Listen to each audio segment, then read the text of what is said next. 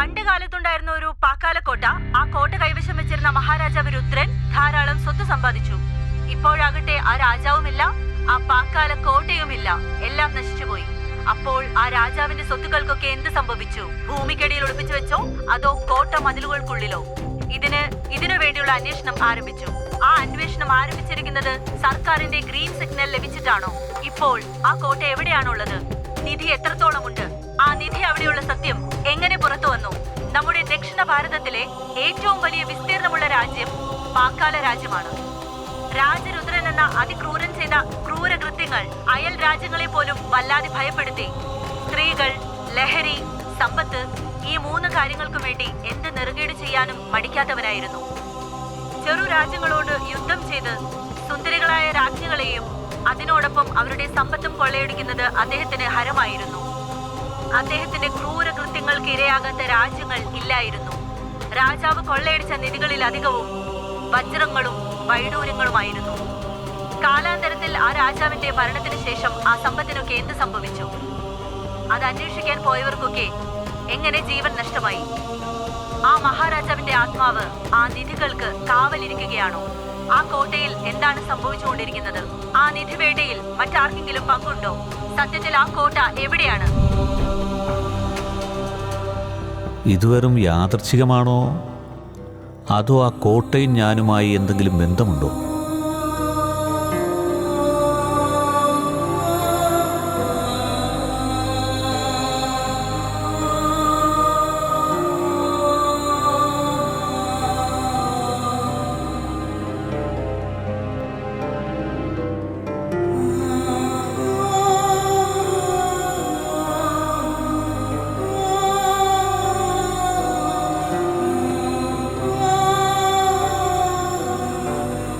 Something is happening with me.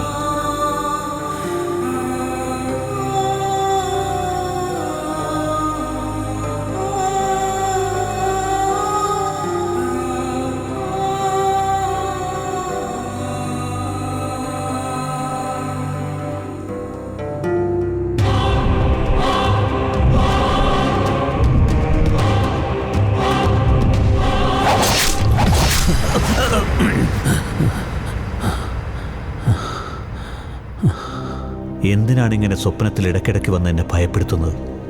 ശരിക്കും ആരാണത്? ഒന്നും മനസ്സിലാകുന്നില്ലല്ലോ.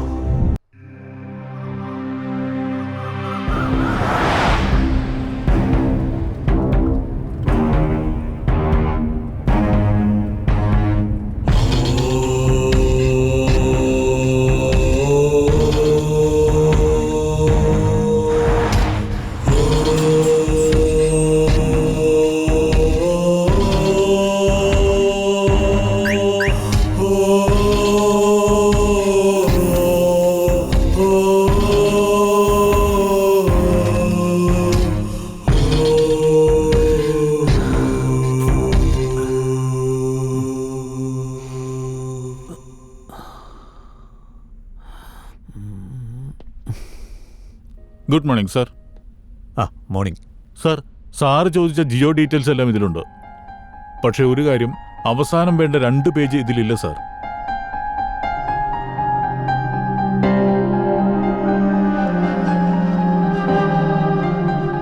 ഇത് ഇൻകംപ്ലീറ്റ് ഫയൽ.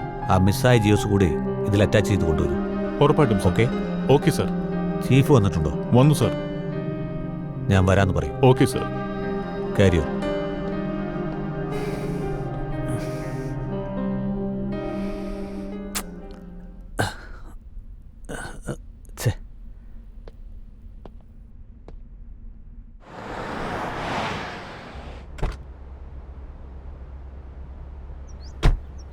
സാർ, സാറിൻ്റെ സുഹൃത്ത് ഹരഗോപാൽ വന്നിട്ടുണ്ട് sir. Okay sir. Welcome Haragopal. Hi. ഞാൻ ഫോൺ എടുത്തില്ലല്ലോ എന്ന് തെറ്റിദ്ധരിക്കല്ലേ? നിനക്കൊരു മാറ്റവും ഇല്ലടാ. അതിരിക്കട്ടെ, ഭാര്യ മക്കളും സുഖമായിരിക്കുന്നു? എല്ലാവരും സുഖമായിരിക്കുന്നു സാർ. കാണണമെന്ന് പറഞ്ഞല്ലോ, എന്താ കാര്യം? അറിയില്ലടാ, കുറച്ചു നാളായി എന്താ സംഭവിക്കുന്നതെന്ന് ഒരു പിടുത്തവും ഇല്ല. താങ്കളുടെ ലൈഫ് മുഴുവനും സമൂഹത്തിന് വേണ്ടി അർപ്പിച്ചിരിക്കുകയല്ലേ? ഇതുവരെ കല്യാണം പോലും കഴിച്ചില്ല. എപ്പോഴും എന്തോ നേടിയെടുക്കാൻ വേണ്ടി പരിശ്രമിച്ചുകൊണ്ടിരിക്കുക. നിങ്ങൾ തന്നെ ഇങ്ങനെ പറഞ്ഞാൽ എങ്ങനെയാ? ഒന്നും അറിയില്ല. ഒരു സ്വപ്നം തന്നെ ഇടയ്ക്കിടയ്ക്ക് വന്നുകൊണ്ടിരിക്കുക. ആ മിസ്റ്ററി എന്താന്ന് മനസ്സിലാകുന്നില്ല. സിംഗന്നൂർ കാട്ടില് ഒരു സ്വാമിജി ഉണ്ടെന്ന് കേൾക്കുന്നുണ്ട്. ഉം. അവിടെ നിന്റെ പ്രശ്നത്തിന് പരിഹാരം ഉണ്ടാവുമെന്ന് വിചാരിക്കുന്നു. നിങ്ങൾ അവിടെ വരെ ഒന്ന് പോയി നോക്കൂ. തീർച്ചയായിട്ടും ഫലമുണ്ടാകും. നിങ്ങൾക്ക് ഹെൽപ്പായിട്ട് എപ്പോഴും ഞാനുണ്ടാകും.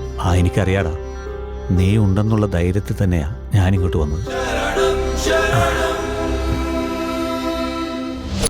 ഹായ് ACP സൂര്യ.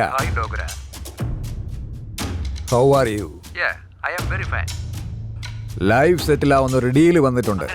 എന്തു പറയുന്നു?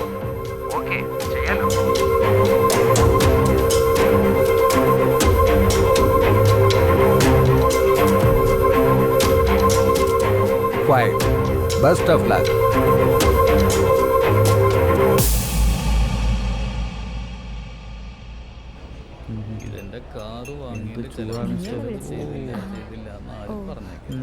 Make A pet for me. Okay sir.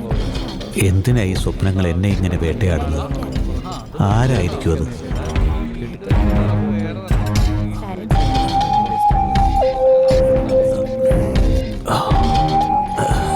One more.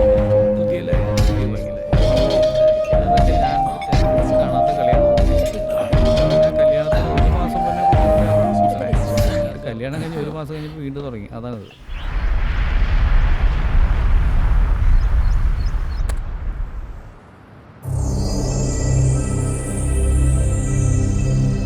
സൂര്യ പറഞ്ഞതുപോലെ ശിവാനന്ദ ആശ്രമത്തിലേക്ക് രാവിലെ തന്നെ പുറപ്പെടണം.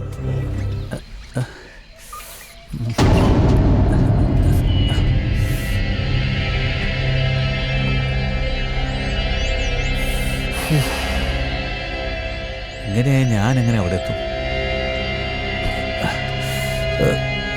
അയ്യോ, ഷിറ്റ്.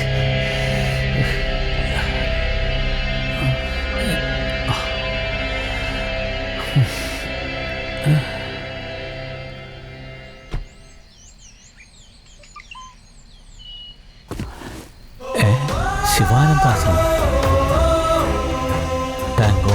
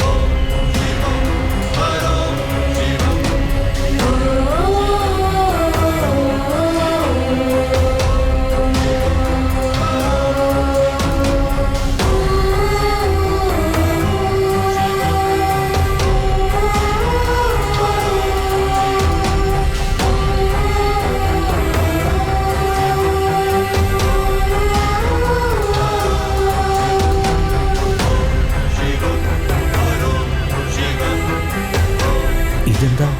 ആശ്രമം എവിടെയാണെന്ന് മനസ്സിലാകുന്നില്ലല്ലോ.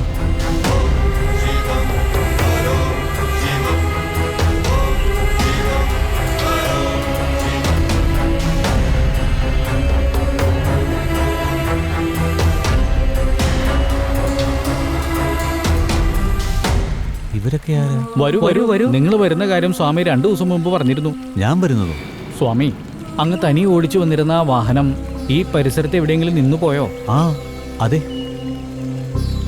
ഇപ്പോഴെങ്കിലും മനസ്സിലായോ അങ്ങയുടെ അന്വേഷണങ്ങൾക്ക് മറുപടി ലഭിക്കുമെന്ന്? വരൂ വരൂ.